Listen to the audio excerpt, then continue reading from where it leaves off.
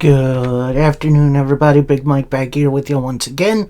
Welcome back to Big Mike Talks, where today I'm going to be talking about maybe not the week that was, but at least the day that was in pro wrestling. So I'm just going to be talking about AEW Dynamite Summer Blockbuster, which I'll admit, interesting show. Maybe not AEW's best, but I don't think it's the worst like certain people are spitting about. So let's get all into this one. Start off with a Tommaso Ciampa interview telling Tony Schiavone, look, I'm not here for your usual song and dance. I'm here so you can tell everyone what you told them on Collision, that Tommaso Ciampa is better than Chris Jericho. And of course, Tony Schiavone does that. Ciampa then threatens to break the back of Tony Schiavone if he doesn't. Then Chris Jericho's music hits. He comes out. Ciampa asks, are we happy now?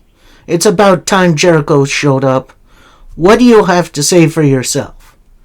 Jericho answers, I'm ready to talk to someone about finding someone who has hair. That initializes a bald chant, because, of course. Jericho laughs it off, says, no, sorry, that was totally uncalled for. Obviously, we got off on the wrong foot. Hi, I'm Chris Jericho. Ciampa is taken aback, says, I know who the heck you are. And I think you know who I am. I'm Tommaso Ciampa, and I'm your worst nightmare. Then Jericho says to him, very nice to meet you, Tommy. Oi. Ciampa strikes back, don't you dare call me that. My family doesn't even call me that. My name is Tommaso. So Jericho puts his hand on his chin, thinks about it for a second, says, well, Tommaso isn't really that good of a name. Tommy fits better on a shirt. It gets a better chant.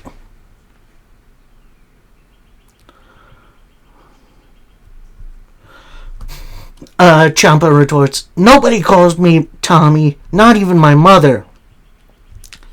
And Jericho took the low-hanging fruit, says, your mother? You mean Tommy's mommy? Ugh, God.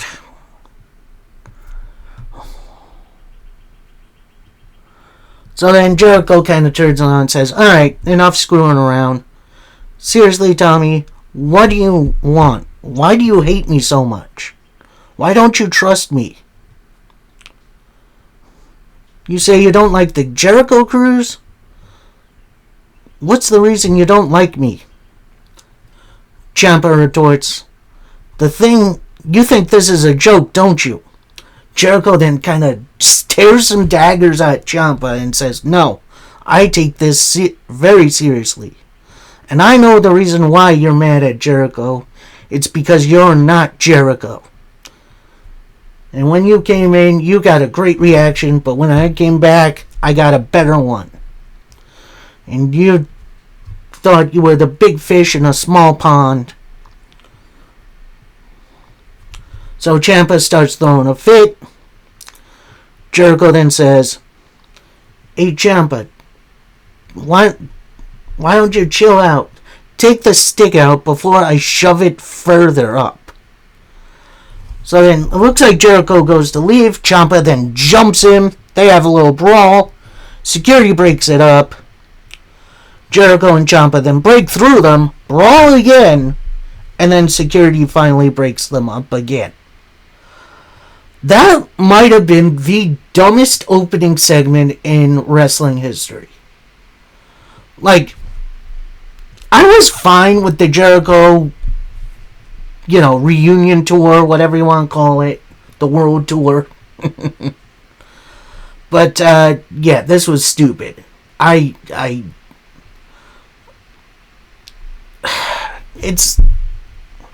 I don't know. I'm just kind of tired of Jericho now. Like, he had some fun stuff going for him with Stadium Stampede in New York, but I don't know. I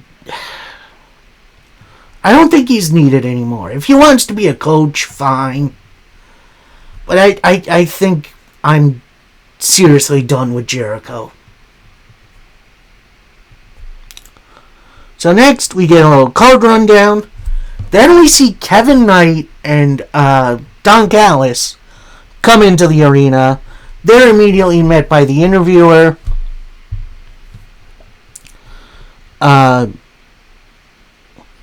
Callis then says, "Well, way to blunder into a scene and ask a stupid question." Well, why don't I ask this? So, then Don Callis takes over the interview. Knight then says, "I beat Speedball.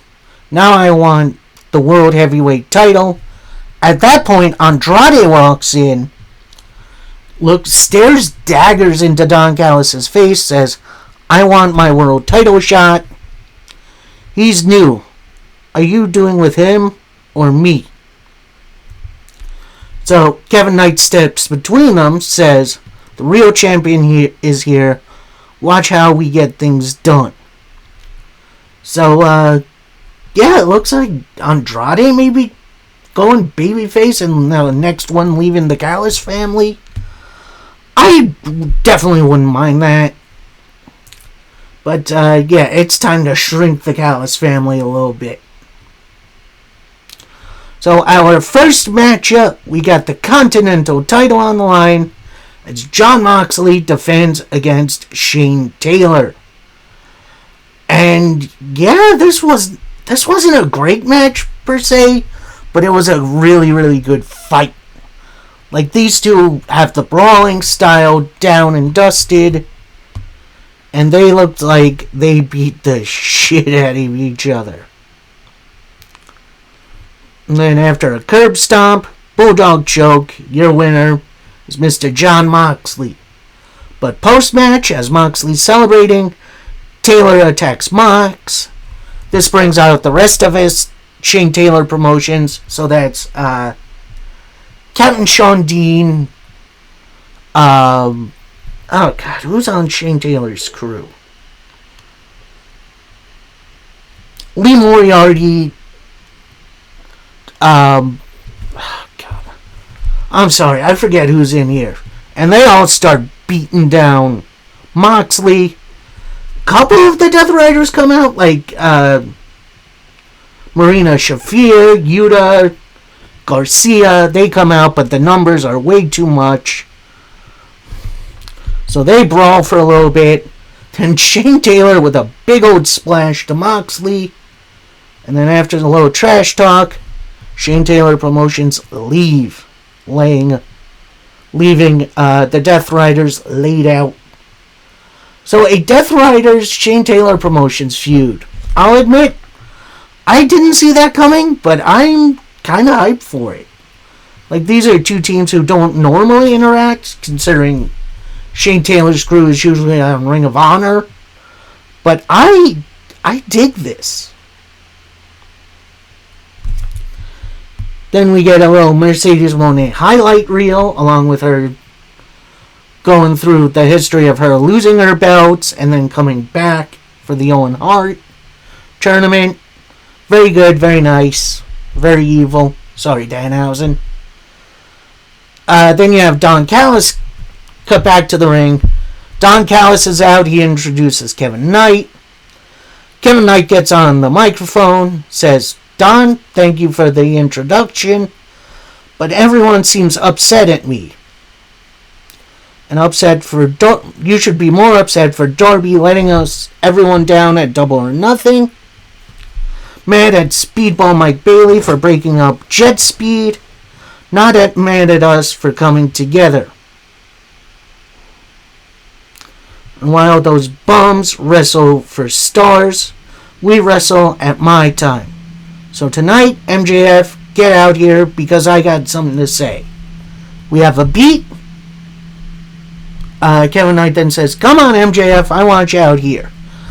Darby Allin's music hits.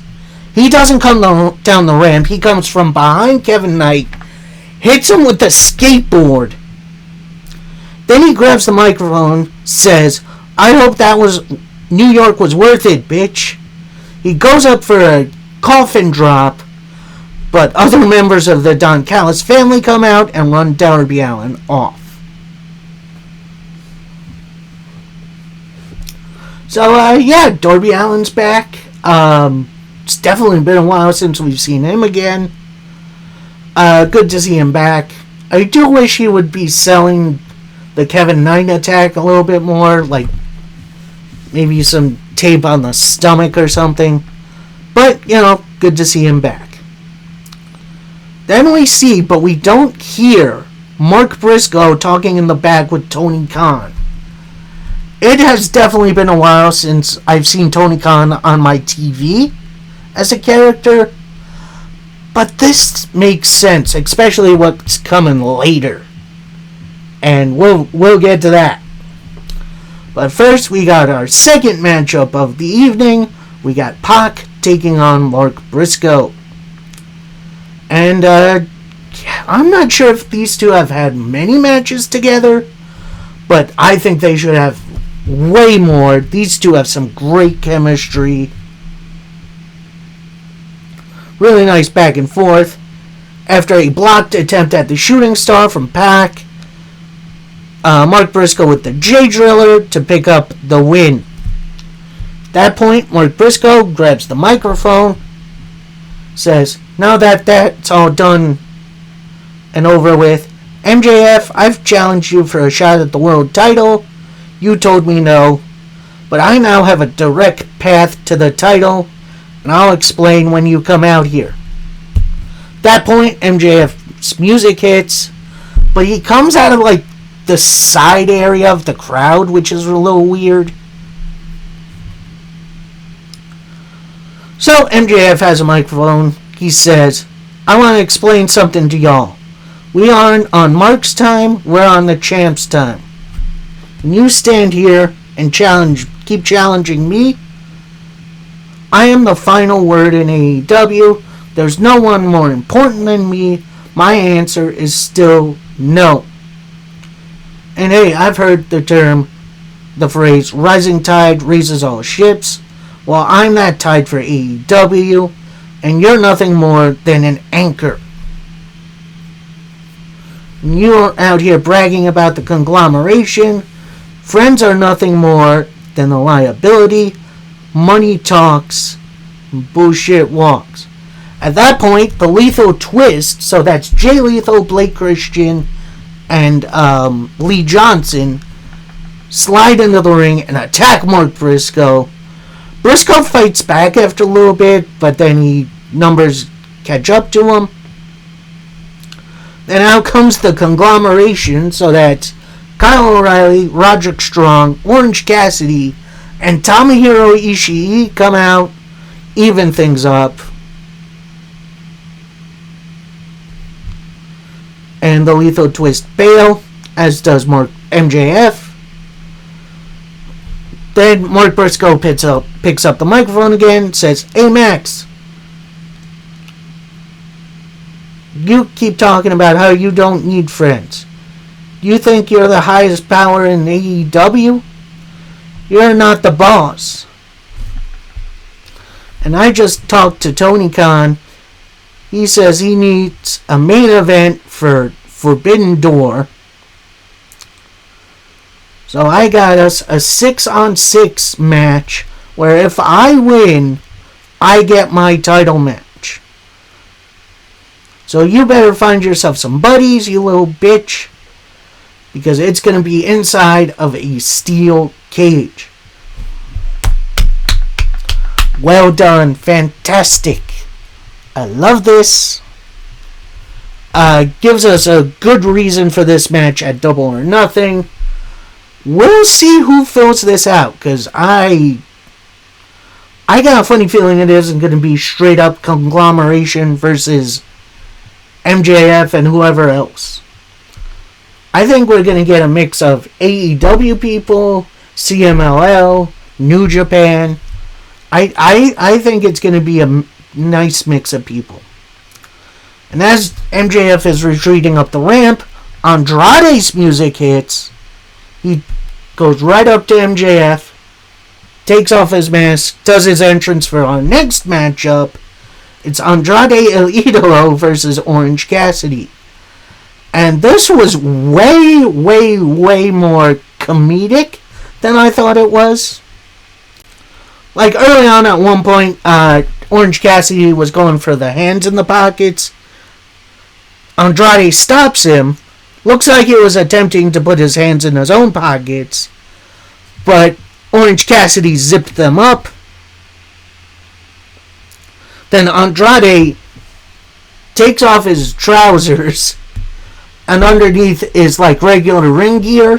Which, that's definitely a Hispanic thing to do. But then we see Orange Cassidy tearing away his jeans to reveal more jeans underneath. Which, that's just hilarious. A little bit more back and forth. Then we go on the outside, where Andrade sees a fan, takes a picture with her, which, that's more than funny. Cassidy dives on him.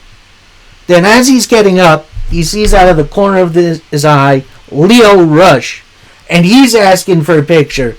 So you see Cassidy kind of slinking over. He's not really sure. He gets like a couple of steps from Lio Rush. Takes the picture.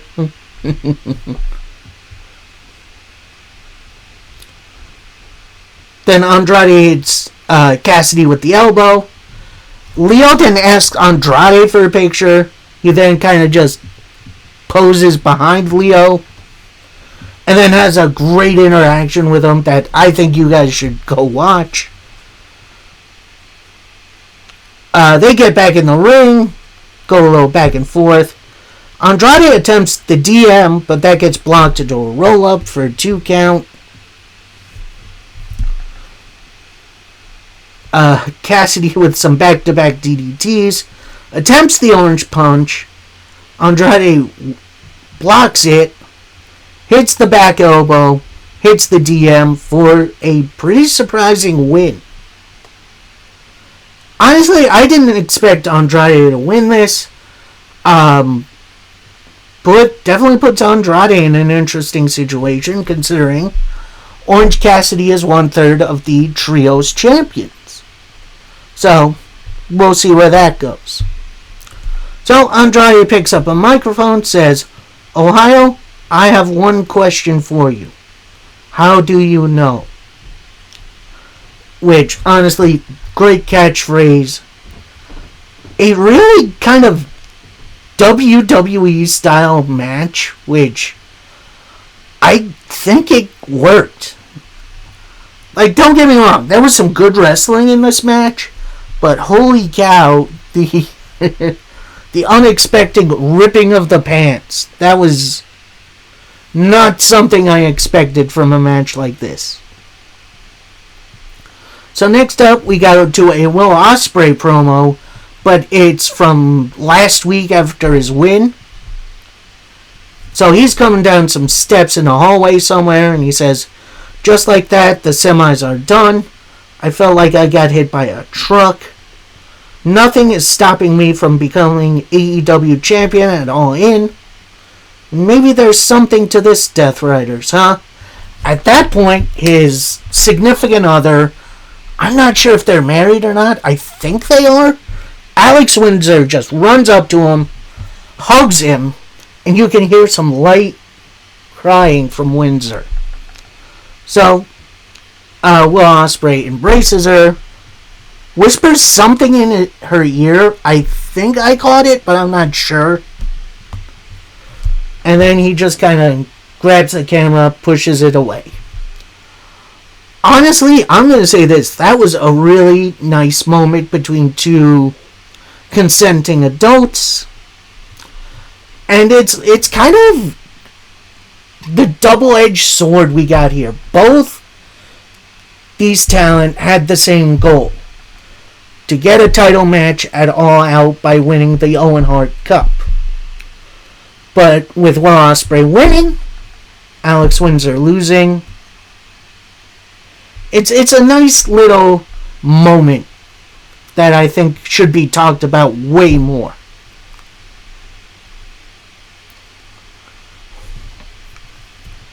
So next, we get a card rundown for next week, which looks absolutely phenomenal. Then we get some Thekla highlights it was highlights of her calling out Stardom the last couple weeks. Still don't know her opponent for Forbidden Door, but should be fine.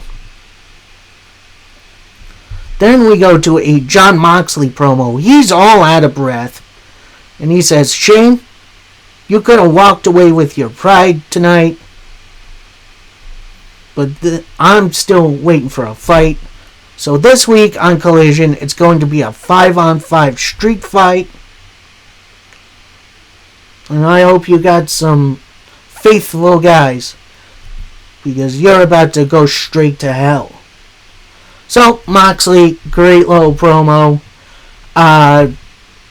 Interesting multi-man for Collision. And I'm going to say this. Collision has slowly becoming must-see. Like, I legit hate that I'm going to be missing it this week. Although, I'll probably watch it on demand sometime. So we get through that. We get a little recap of the Owen Hart Cup in both tournaments for the men and the women. And we go to our final quarterfinal match of the Women's Owen Hart Cup, as it's Sky Blue. Now, could anyone tell me this? Was her name always spelled S-K-Y-E? Because I always spelled her name S-K-Y. Can anyone confirm that for me? Because I saw that on the match graphics and everything, and I'm like, wait a minute. Did this get changed recently? Or am I just dumb? Has her name always been spelled like that? Someone please confirm that for me, because I was so confused. Now, her original opponent for this tournament was a Japanese talent named Sari. I hope I am pronouncing that right. But sadly, she was not cleared to compete for this tournament. So her replacement is Maya World, who... It's definitely been a while since I've seen Maya World. But honestly, this was I think this was match of the night for me. These two had some really awesome chemistry. Really good back and forth action. Near the end, Sky Blue attempts a Code Blue that gets blocked into a roll-up for your win for Maya World. Moving on in the tournament, where I believe she is going to be facing Mercedes Moné, which, I don't know, maybe we could go 2 for 2.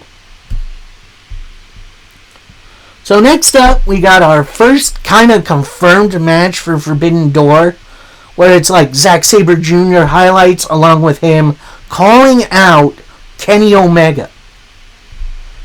And then as soon as the highlights were done, match graphic comes up.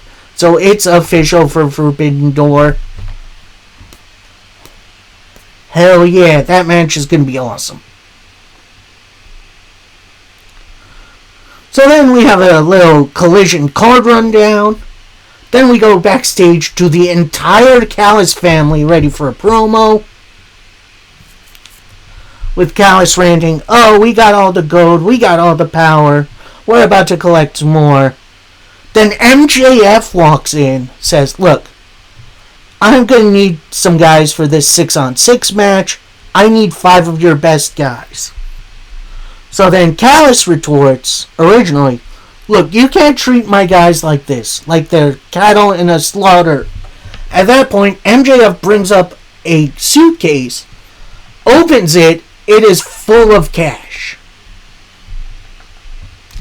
And then that just stops Don Callis dead in his tracks. Says, oh, you want a couple of our guys? So be it. So MJF then says, look, I'm going to need a week to think of this over and choose my guys. Kevin Knight steps up to MJF, says, look, I'll play your game here. I'll step up for this shot. Step up and participate in this cage match only if you put the title on the line. MJF gets in the face and says, you want a shot at the AEW World title? Fine. But when you lose out there in the cage match, when you lose this match, there won't be a rematch. So MJF walks off. Callis is holding the big suitcase of cash. He's like, alright, let's spend all this. Let's go buy a boat. Like, this is supposed to pay off your guys. What are we doing?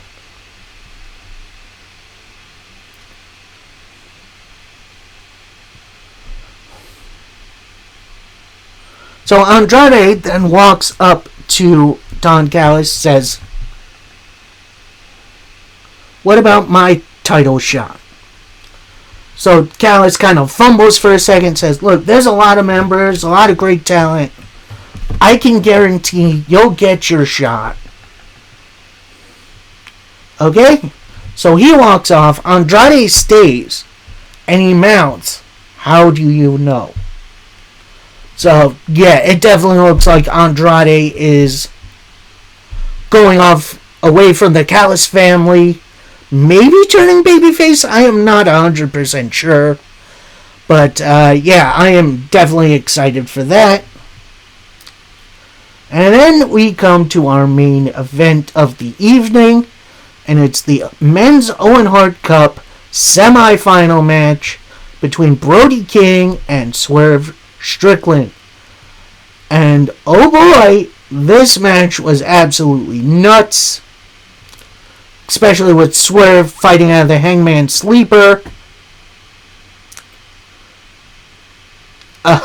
Brody King hitting a big old cannonball off the stage into the barricade. Which, that was nutty. Then Brody sits Swerve ringside in a steel chair. He goes for his big old crossbody, but Nana gets in the way. Brody then tosses Nana to the side. Swerve with a drop toe hold into the chair, which, that was awesome.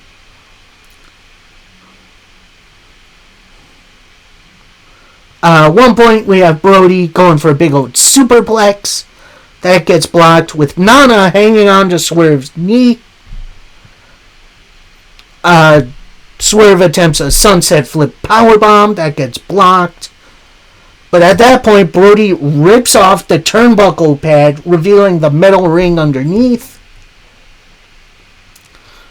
Swerve attempts the house call, whiffs. Brody with an elbow, goes for the Gonzo bomb. That gets blocked. Swerve with a big old swerve stomp for a 2 count. Then Brody with a Uranagi onto the announce table, which, that was brutal. Then we get a brief cut to see MJF watching in the back like a normal person. Anyway,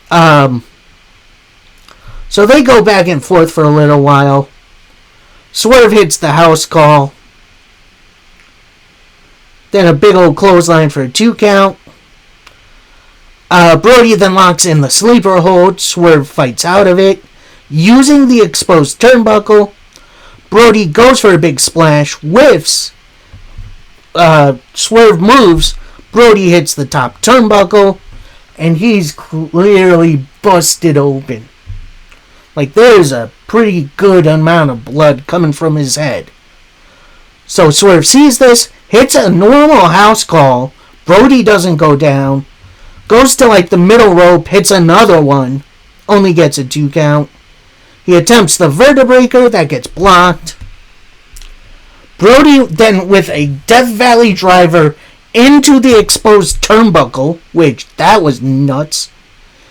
It goes for a cannonball, but Prince Nana is up on the apron to distract Brody. Brody then locks in the Hangman Sleeper to Nana. Nana then fades out. Brody lets go of him. Hits the cannonball on Swerve in the corner. Then hits a big old pile driver for a 2. Then he attempts a Gonzo bomb that gets blocked. Swerve then pushes Brody into the direction of the referee. And I guess that's enough for Swerve to hit the Vertebreaker and pick up the win. That was such a brutal, fun match. I loved every single second. If you're a fan of just like brutal, strong strikes from guys, this match is definitely for you. And that means for the finale at Forbidden Door, the final match of the Owen Hart tournament for the men, we get Swerve Strickland versus Will Ospreay. And oh boy, those two guys have had some bangers over the years. Can't wait for that. That should be a fun one. Overall, not a horrible episode of Dynamite, but I do wish there was a bit more to it, including maybe another women's match, but that's just me. And honestly, one more thing I would have liked to see. I would have liked to see maybe some props on the stage to coincide with the summer blockbuster gimmick they were giving out. I don't know, something fun than just screens. You know what I mean? So yeah, that's my review of Dynamite. I did not record TNA because I ended up missing it because I was out last night. Apologies for that one. More than likely Tuesday, I'll be giving my review for NWA Power, MLW Fusion, and AEW Collision. Although I am probably watching them on demand because, tomorrow is Game 5 of the NBA Finals. Go Knicks. So, more than likely I'm watching that. Might be able to get Power in, considering that's on at 4. But, again, we'll see. So, hopefully you stay tuned for that. Till next time, happy wrestling, everybody. Peace.